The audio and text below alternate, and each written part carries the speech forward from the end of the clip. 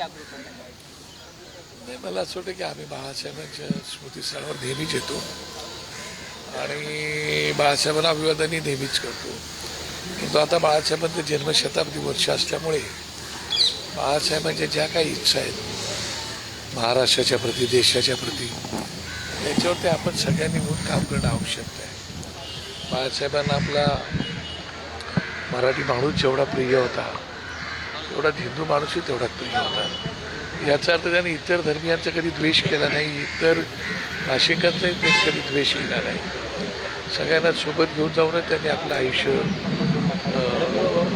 पुढे घेऊन गेले. त्यामुळे बाळासाहेबांनी जी दिलेली शिकवण आहे ती शिकवण घेऊनच आपण अत्यंत प्रामाणिकपणे काम केले पाहिजे. पण काही वेळेला परिणामांची पर्वा न करता बाळासाहेब वागत होते. त्याप्रमाणे परिणामांची पर्वा न करता सुद्धा आपल्याला पुढची वाटचाल करायला पाहिजे, एकजुटीने करायला पाहिजे. आणि बाळासाहेबांना जे काही त्यांना आपल्या मनाला प्रश्न विचारून की बाळासाहेबांना मनाला जे पटणार नाही ते आपण न करायला पाहिजे. बाळासाहेबांना हे आपण केलं तर आवडेल का, तेच आपल्याला करायला पाहिजे, अशा प्रकारची मला वाटते. आणि मग त्यासाठीच आम्ही आज बाळासाहेबांना आदरांजली काँग्रेस अध्यक्ष राज ठाकरे यांनी आज सामनामध्ये एक लिहिलेल्या सोबत एक पोस्ट सुद्धा केलेली आहे बाळासाहेबांच्या आठवणींच्या संदर्भामध्ये. त्यांची जी पोस्ट आहे त्या पोस्टमध्ये त्यांनी असं लिहिलेलं आहे की बाळासाहेबांनी सुद्धा मराठी माणसाच्या हितासाठी काही ठिकाणी लवचिकता घेतली होती. अशी लवचिकता जर मी घेतली तर ती माझ्या वैयक्तिक स्वार्थासाठी नसेल तर मराठी माणसाच्या हितासाठी असेल. या लवचिकता या शब्दावरनं आता वेगवेगळे राजकीय अर्थ काढले. नाही, तुम्ही लक्षात घ्या, मला आठवते आजही की बसताना तलावावरती पण बाळासाहेबांनी मिटिंग झाली होती. त्याला GM बनातवाला याच्यासोबत बाळासाहेब स्टेजवर गेले होते. त्यावेळेला मला असं वाटतं की त्यावेळेला त्या घटना घडल्या.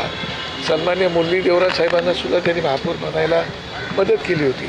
आणि बाळासाहेबांनी जेवढे कठोर होते तेव्हा वेळेप्रसंगी ते सॉफ्ट पण व्हायचे. आणि राजा हा मेणावणी मऊ, तर वेळेप्रसंगी राजावर कठोर असावा लागतो. आणि तसं बाळासाहेबांची भूमिका सदैव असायची, ती आपल्या पक्षाच्या हिताची असायची, पण त्यापेक्षा जास्त पुढे जाऊन मराठी माणसांच्या हिताची असायची. आजही मला असं वाटतं की ज्यावेळेला बाबरी मशीदचा विषय आला होता त्यावेळेला आम्ही तर कारशिवेला गेलो होतो, त्यावेळेला BJPच्या सगळ्या लोकांनी हात वर केले होते. आणि त्यावेळेला सन्मान्य सुंदरलाल भंडारी साहेब होते. त्या भंडारी साहेबांनी त्यावेळेला आमचं कोणी नव्हतं अशा प्रकारची भाषा केली होती. त्यावेळेला शिवसैनिक असेल असे ते बोलले होते. त्यावेळेला बाळासाहेब असे बोलले होते की जर माझा शिवसैनिक असेल तर त्याचा मला गर्व आहे. बाळासाहेबांनी त्यावेळेला कुठली परवा तमा बाळगली नव्हती. जी भूमिका आपली स्पष्ट आहे ती अत्यंत परखडपणे मांडली त्यांनी. आणि मराठी माणसाच्या बाबतीत त्यांनी कधीच कॉम्प्रोमाइज केली नाही. त्यांची स्पष्ट भूमिका होती, महाराष्ट्रामध्ये मी मराठी आहे आणि देशामध्ये मी हिंदू आहे. महाराष्ट्रामध्ये जर मराठी माणसाच्या अंगावर आलं तर मी सोडणार नाही, आणि देशात हिंदूच्या अंगावर आलं तरी मी सोडणार नाही. तीच भूमिका राज ठाकरे साहेबांची. आणि म्हणून ती परिस्थितीत या लवचिकता या शब्दाचा अर्थ काय काढायचा? आता लवचिकता वेळेप्रसंगी मला कळत नाही की ज्यावेळेला मराठी माणसाच्या हिताचा विषय येतो त्यावेळेला काही प्रमाणात लवचिक भूमिका घ्यावी लागते. आणि तशा प्रकारची भूमिका राजसाहेब कधी कधी घेतात. आणि ती मला वाटतं की चुकीची नाही. मुंबईमध्ये पण ही लवचिक भूमिका घेतली जाईल, कारण तुम्ही काल असं म्हणाल मराठी महापौर जर केला जाईल तर राज ठाकरे भाजपला पाठिंबा देऊ शकतात. मला असं वाटतं की त्या बाबतीमध्ये दोघे भाऊ समर्थ आहेत. दोघे भाऊ आज जन्मशताब्दी वर्ष बाळासाहेबांचं सुरू झालेलं आहे. आणि जन्मशताब्दी वर्षामध्ये या महाराष्ट्राच्या मराठी माणसांच्या हिताचा जो काही निर्णय असेल ते दोघे बंधू नक्कीच घेतील याची मला खात्री आहे. त्यावेळेला माहिती नाही नेमकं काय निर्णय घेतात, पण आम्ही सगळेच कार्यकर्ते म्हणून त्यांच्यासोबत असू. पण भाजपसोबत जर गेले तर सकारात्मक असेल, म्हणजे तुम्ही वैयक्तिक आता त्याच्यावरती जरतरवरती बोलण्यात पॉईंट नाही ना. आपण एखादा विषय जरतरवरती बोलण्यापेक्षा आपण असं वाटतं की जे आज त्यांनी भूमिका त्यांची मांडलेली आहे. आज संध्याकाळी ते षण्मुखानंद हॉलला जाणार आहेत, त्यावेळेला त्या ठिकाणी दोन्ही बंधू असणार आहेत, त्या ठिकाणी ते संबोधित करणार आहेत. काय मेसेज येतात ते तुम्हाला उत्सुकता आहे तशी मला उत्सुकता आहे. लवचिकता मुंबईत दिसणार आहे का असा अर्थ घ्यायचा का? नाही, त्याच्यावरती मी आता म्हणून म्हणालो ना, मी त्याच्यावरती बोलू शकत नाही. परंतु जे काही हिताचं असेल त्या बाबतीमध्ये दोघे बंधू योग्य तो निर्णय घेऊ शकतात. आता बिहार भवनाचा घाट घातला जातोय.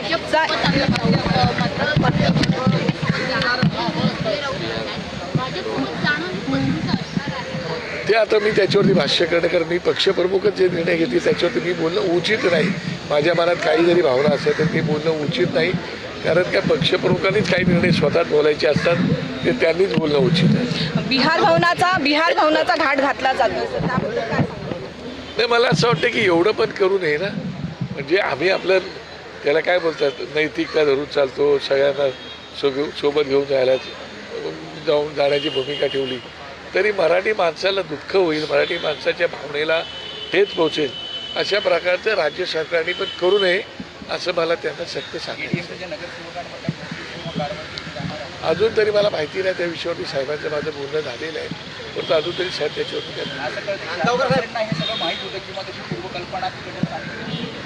मला असं वाटतं की स्थानिक नेतृत्वाला आम्ही सही कल्पना दिली होती की तुम्हाला स्थानिक निवडणुकी काय करायचं ते करा, त्याप्रमाणे त्यांनी ती भूमिका घेतली. नांदगावकर साहेब, माझगाव विधानसभेची निवडणूक जेव्हा तुमच्या समोर बलाढ्य उमेदवार भुजबळ होते त्यावेळेस तुमची उमेदवारी कशी झाली? कारण तुम्ही ज्येष्ठ शिवसैनिक होतात आणि बाळासाहेबांसोबत कसं अप्रोच झाला? आज जन्मशताब्दी वर्ष आहे, आजचा दिवस आहे जन्मजयंतीचा.